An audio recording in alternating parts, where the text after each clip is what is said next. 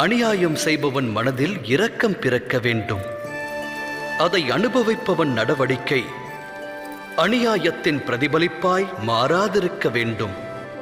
இதனால் நியாயம் விளையுமா? இரக்கத்தை இதயத்தில் இருத்தாதவன் நியாயத்தை விடுத்து பழிவாங்கும் உணர்விற்கு தலை வணங்குகிறான். வினையை கொண்டு வினையை விதைத்து வினையை அறுக்க முனைகிறான். அநீதி என்னும் மார்க்கத்தில் சென்று அநீதி கொண்டே நீதி வழங்கத் துடிக்கிறான்.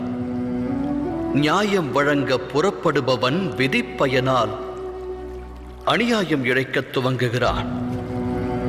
அநியாய கடலில் மூழ்குகிறான்.